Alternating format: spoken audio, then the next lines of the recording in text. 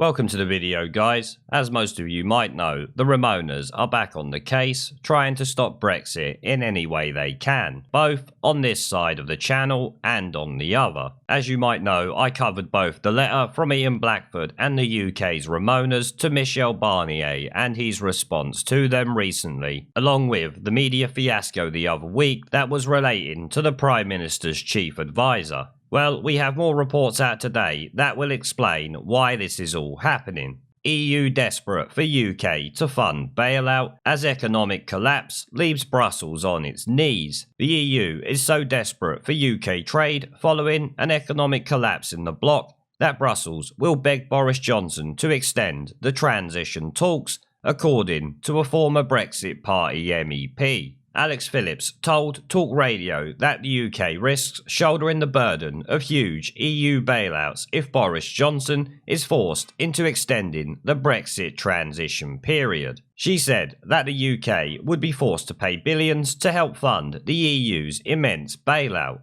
after the European Commission unveiled a recovery fund worth €750 billion or £670 billion this week. This comes as the European Union would consider extending the Brexit transition period with the UK, according to senior advisor to Michel Barnier, as we covered at the time. Economies across the 27-nation EU bloc have been ravaged by the coronavirus pandemic, with the Eurozone facing a total collapse.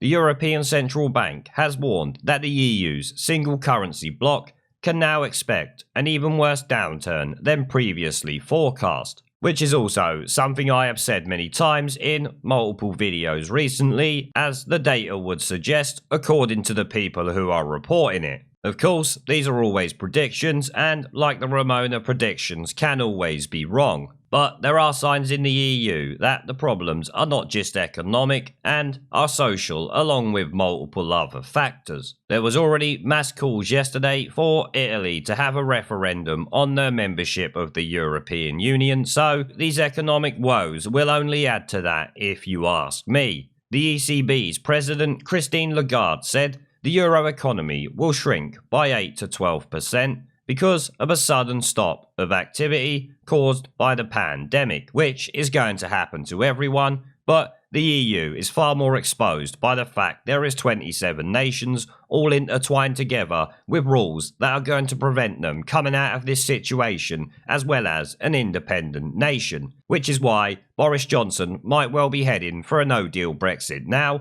because it might well be the best thing. The recession will be twice as deep as the 2008 financial crisis. As Ms Lagarde said, the bloc faced a massive economic crisis, and one that was literally unheard of in peacetime for the damage it is causing. Talk Radio host Mark Dolan told Ms Phillips, "I wonder if we have the EU over a barrel, given the fact that most of the economies on the continent are absolutely devastated and on their knees. And it's not really about having them over a barrel, it's just the way the situation is. To be honest with you, we always had the EU over a barrel because they always needed our money, regardless of the coronavirus crisis. Take a look at the reports before the coronavirus situation was even a thing. The EU was struggling to get their budget across because they've got about a 70 or 80 billion pound black hole where our funding used to be. So when you factor that in with the coronavirus situation and massive economic downturn, it's probably more like 150 to 200 billion now. Either way, I would suggest we practically always had the EU over a barrel because they need us a lot more than we need them. Yes, we export a lot of goods to them, but you have to remember, and as is reported there, businesses have already started exporting to a lot of other places, losing the EU something like 10 billion if the report is to be believed. Meaning the same could happen with every single bit of trade we send to the EU if they want to play silly buggers and not give us a worthwhile trade deal or just trade on WTO terms. The Ramonas are always hoping that people forget there are 190 odd other countries in the world as it stands. So it's not exactly like we're limited to dealing with the EU. The article continues, they weren't in the best shape pre-pandemic, particularly Italy. So won't the EU nations be so desperate to trade with us that this will oil the wheels of a Brexit deal at the last minute, and it could well do.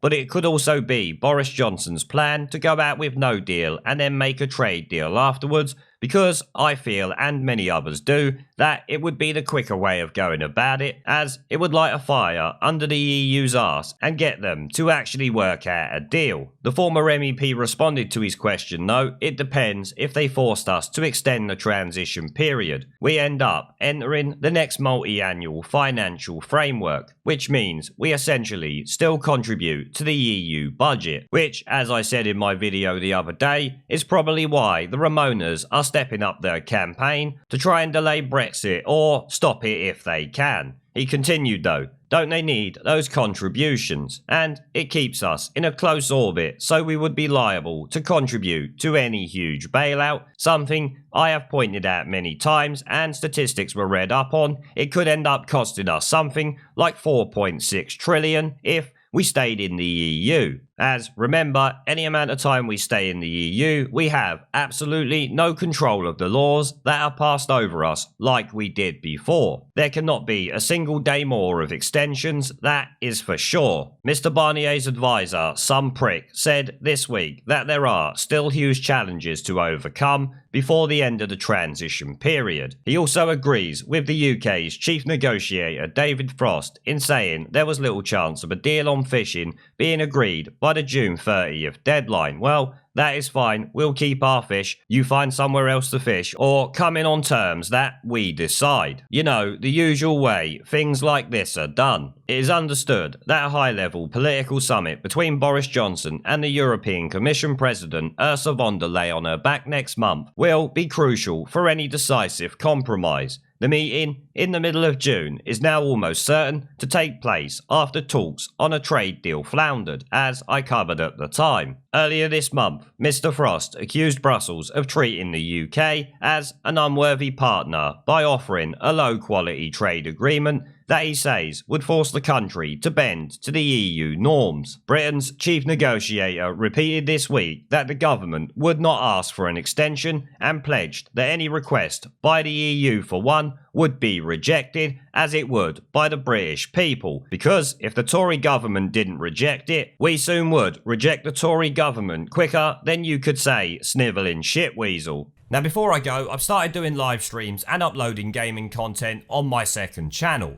If you would like to come and join me for a live stream to chat in real time, have an interest in gaming related content on YouTube, or just want to follow me over there because you are a legend, the link will be down in the video description below and as a pinned comment. I hope to see you all there. Now as always, before I go, I want to thank our PayPal, Patreon, Subscribestar and YouTube members for supporting the channel, along with everyone who watches my videos. Remember to let me know what you guys think down in the comment section below. Leave a like, subscribe with the notification bell and share this video as it helps the channel a lot, and I will see you all in the next one. There is a pattern consistent throughout history of oppressed people turning on the oppressors. Slaves against their owners, the peasantry against the feudal barons, colonies, Mr. Verhofstadt, against their empires. And that is why Britain is leaving. And it doesn't matter which language you use, we are going, and we are glad to be going. We're off.